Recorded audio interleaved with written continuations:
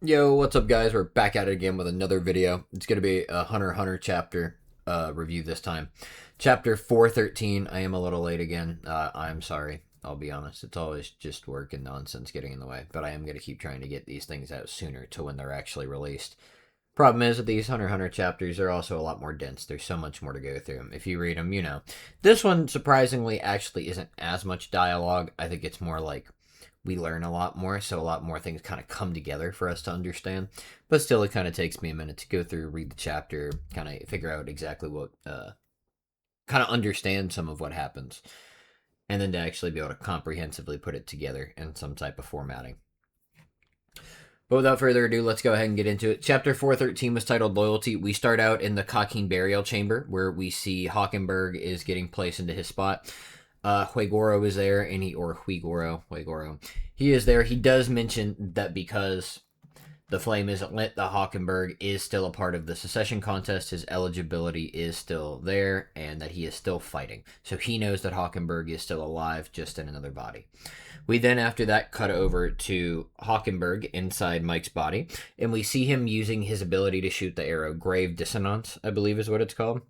We don't know who he's using it on. He just says that he's trying to test the laws of his ability so he can begin to understand those more. Now, I will note, while he's using it, he is tied up in a chair surrounded by his followers. And the reason for that is if he is the one who has transferred his soul again, so if it leaves Mike's body, right, he doesn't want Mike to then be able to, he'll just regain consciousness and then Mike would be able to take off or go do God knows what, right? So tying him up kind of does handle that. So it's cool that he's thinking about all the little facets. And we just see the arrow shoot off. We don't know who it's going towards, and we don't even see in this chapter who it hits. After that, we move over to Benjamin. He realizes that Hockenberg is in Mike's body and that he has a body swapping skill of some kind. He then wants to try to understand exactly how it works so that way he doesn't have to worry too much about it. But at the moment, he doesn't know much about it, so he kind of just keeps it in the back of his mind. He sends guards to go after Mike, who, again, he now knows is Hockenberg, and he gives him the room that he's in. I believe it's 1009, and he's saying he's going to be surrounded by Hockenberg followers to go ahead and capture them all as their persons of interest. After this, Benjamin actually begins to cough. He realizes that he's sick and that these symptoms correspond with TSK-17, something that only his faction really, and then any of the highest, literally highest just above him in the Cockine family could get a hold of, which should really just be his mother, the current king, stuff like that. And then, so putting that together, Benjamin realizes, based on the time, the incubation period for the symptoms to begin to onset, who it had to be that did it. It couldn't have been Mike, because apparently Mike was still downstairs and away from him at this time. So he thinks back and he realizes that the only person who could have given, or could have infected him, was Furykov. He goes, he checks, he makes sure that there's no other TSK-17 missing. There is no other TSK-17 missing from their vault, where it's it's pretty safely put away. It's probably within Lord knows what room inside a vault here, like a little safe. So there's no way anybody's getting it. He realizes that only the one that Mike took is gone. So he thinks, was it somebody that brought another one on board, or what's the situation? Once he finally does come to the conclusion that it would have to be somebody like his mother who did it, he then realizes that she probably decided to take Hockenberg's side, gave the poison to one of his own guards, and had them administer it, that guard being Furykov.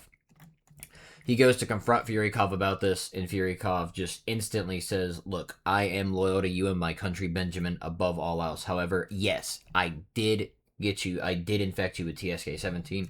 Please let me explain what led to these events. Benjamin just pretty much straight up tells him, look, I since, I'm literally dying, you're killing me, my patience with you are wearing pretty thin. If I don't like what you tell me, I'm just going to kill you. Furykov begins by showing, well, actually, I guess he technically begins by explaining how Queen Unma was out to get Hockenberg to end up winning the secession contest, or that's at least her current goal, and that she was plotting against him. So she wanted to use Furykov against Benjamin. Furykov himself wanted to use Unma's plan against her, and his father, Beyond Netero's plan, against him at the same time. He then shows his curse, like the curse underneath his tongue, the mark that shows that they're one of the curses placed by Beyond Netero, underneath his tongue. And so once Benjamin's taking this in, and trying to understand how it works. And Furyakov explains, right, that, you know, essentially each one is connected to somebody. And if that person were to die who holds the curse, it will kill the one that he is attached to. And then odds are vice versa. If that prince dies, the curse will backfire and kill the person who's, you know, the bodyguard who has the curse. Taking this into account, Furyakov wanted to make sure that if Benjamin died, right, that his guardian spirit beast ability wouldn't be affected by it, because apparently they have figured out what Benjamin's guardian spirit beast ability is, and their only worry is that if its ability is eradicated by the curse being what kills him, then Benjamin would just be dead and he'd be fucked.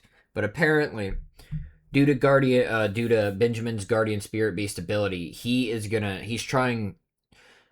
It seems to imply to us that after he dies, he is going to become the guardian deity of Kakin. So my guess is either the guardian, like a guardian spirit beast who works alongside the king. He explains it kind of like taking the place of the seed urn for the competition. So I don't exactly know. It's hard for me to understand exactly what it does from what was said there. But Furyakov does go on to say, I was just trying to use, you know, Unma's plan against her. She told me I had to infect you within 48 hours. I did that, but I did it letting her think that I just turned on you, while rather I was doing this thinking about how we could benefit you from this situation. Because if you die from TSK-17 rather than the curse being used to kill you, your guardian spirit beast will still be able to go through, and you're going to be able to transcend humanity and become something greater to protect our country. After saying this, you know, Furyakov just says, look, if the curse kills me, I'm fine with that. I'm satisfied with how I've lived my life. Benjamin essentially apologizes for not trusting Furyakov's true loyalty to him to begin with. We then get Furyakov's ability, which I believe prior to this we did not have given to us. It's really hard to keep up with all the guards, all their abilities, what we know. I don't think we've had Furyakov's yet. And in a lot of them this arc, maybe not a lot, but a couple few of these abilities have been linked to other anime directly or manga. My guess is ones that Togashi probably likes.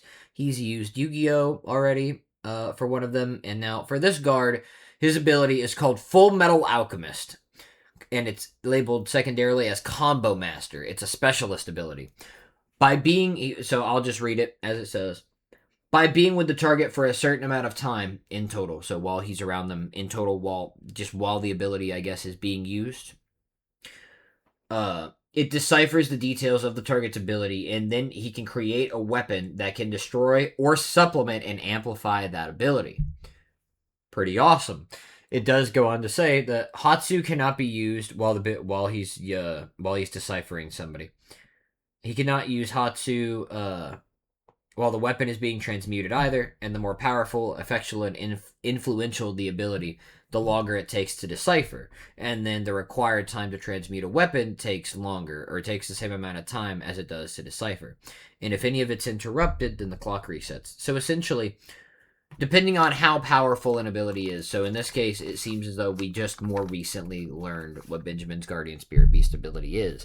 And it's because it's such a powerful ability that Furyakov has had to have been around Benjamin using the decipher part of this ability for we don't even know how long. The problem is, it's now going to take that same amount of time that he's been using decipher to now transmute the weapon, or rather, it's going to be a supplementary ability, a weapon that he's going to be able to use to actually help Benjamin and his Guardian Spirit Beast. And my guess is it's through this ability and Benjamin's Guardian Spirit Beast ability in conjunction that's going to let Benjamin essentially surpass humanity and essentially become a god of Kakin. After getting this, after we get this kind of given to us, we then see Benjamin begin to talk about how he's going to declare martial law at this exact time. He's getting on comms with all of his men, all of his guards, letting them know at 14:15, that's when we're doing martial law. At 1400, begin preparations. We're killing on site all personal guards on tier 1 who aren't members of the Royal Army. So essentially, if you're not one of Benjamin's men, you're getting killed if you're a Royal Guard, or if you are a guard to anybody on tier 1. He then goes on to say that not to harm the Hunter associates in accordance with the rules. We need to secure the princes, gather them in this hall room. He'll deal with them then, but to take out all their guards. There is nothing in Kakin saying that during martial law that any of those guards can't be killed. Cannot kill the Hunter associates because the Hunter associates technically aren't Kakin citizens, therefore they don't technically fall under Kakin law. So killing one of them would kind of be like causing like an international issue, which is why they can't attack the Hunter associates whatsoever. Now Benjamin says he's going to go after Camila and Sarai himself. He uses the ability Secret Window, which was one of using his Benjamin Baton ability to use one of his old men's ability. Amuse was his name. He used his ability Secret Window so that way he can see what's going on with Camila. Apparently, he's been keeping up with Camila for a while, and he believes he's figured out exactly how her nin ability works. And he's come up with a way to either handle that or to at least temporarily he plans to restrain her while he finishes. Well, I guess he kind of sees if any of his theories are true as to how he thinks they might be able to take her out. He also goes on to say how he wanted to make Sarai suffer, but because he doesn't have the time to make him suffer, he's just going to have to kill him on sight. We then get a diagram of where most of the princes are, at least at this time, when this is being shown to us when Benjamin is speaking, and where a bunch of his guards are. Benjamin is right near Camilla with a couple of his guards. Odds are, first off, they're going to go in to try to take care of her, probably just tie her up, and then begin doing one of things that Benjamin's probably come up with, or him and his guards could come up with as ways to try to kill her without just awakening her, ability. Cat's name, I think is what it's called, to come back, kill them, and then revive her, right? Now, while we're getting all this information given to us, we're also getting internal dialogue from Benjamin talking about what Camilla's doing, how he roughly believes her ability works, etc., how he's leveled up the ability of Secret Window since he's had it for so long now and he's been using it for a while.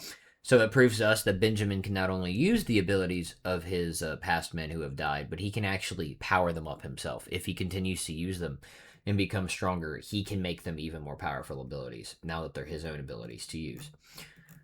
He seems to imply that the plan is really for all of his guards to gather all the princes, get them all into the main rooms. They're going to go after Camilla first, and then Sarai themselves, but all of his other guards are supposed to go after pretty much all the other princes. Leave the Hunter associates alive, kill all the other guards on sight. Absolutely wild. We get some diagrams showing some of the different rooms and some of the guards in them. The only one that I would say is very standout to us at the moment is that there is one guard in room 1003. I believe that is supposed to be Zhang Lei. Is that his name? I believe the prince. I think he's the sixth prince. The one whose father is Mr. Onion Longbow, I believe is his name as well. I think 1003 is his room, and he's missing. And so this guard is probably freaking out about that because he doesn't know what happened or how the situation came up where they're gone. But he knows that it's going to become a problem. We see a couple of the other princes with guards around them, so realistically, and we do know that when special martial law was declared, that there were only 4 princes supposedly that they weren't able to gather.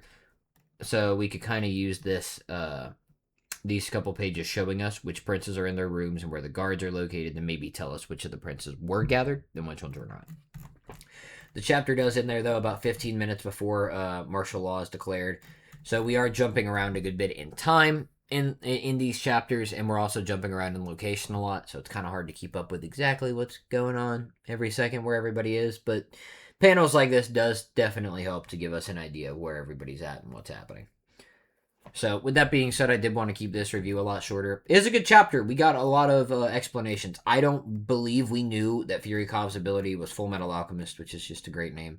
Funny coincidentally, too, because I just restarted watching Full Metal Alchemist Brotherhood again like 2 days ago for fun, and then I find out this is his ability.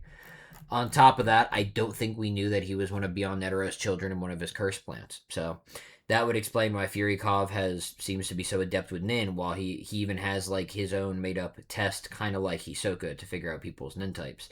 That would make sense coming from like a Nin like expert, like somebody that would be related to the Netero family due to how, their expertise in Nin. So stuff like that's really cool. Really, really awesome information. we get to see how Benjamin's a lot smarter than I think we would have given him credit for it to begin with early on in this arc. He does seem to be quite the thinker, quite the tactician, so it would kind of make sense why now he was ruling the army himself. It's not just because he was the first prince. He really did take this seriously, and he's a pretty good tactician. I do want to know what Hockenberg's got going on, and I really want to know, guys, what is going on with the Cockine burial chamber. I would love to know what's going to happen. I do know that we've counted the coffins before, and that there is one for every prince, or all the princes, or you could say all of the princes who are going to die, so all but one plus the king. Is the going theory is it's either the king is going to try to kill all the princes and take their powers, right, or the king is also going to have to die and go into one of these coffins, and then the one new king will gain all the power from all of them. Either way, I want to know what's going on with this thing. I am looking forward to next chapter though, so hopefully we'll get a good chapter this coming week, and hopefully we'll stick alongside maybe this. I'd be kind of interested to keep seeing. If not, I'm always down to go back and see Kurapika and figure out what's going on with him. So with that being said, guys, I hope everybody's had a good week, and I hope everybody has a good week to come. I'm just going to go ahead and end it there. If you haven't already, go ahead and like the video. Subscribe to the channel if you have not, so that way you don't miss any uploads. Comment down below, guys. Let me know what you think the burial chamber is actually kind of being used for. Maybe tell me who you think Hockenberg is shooting his arrow at, if there's anybody specific. And I guess let me know anything else you noticed that maybe I didn't mention down below. Hope you guys have had a good one, and I'll see you guys in the next video. Later.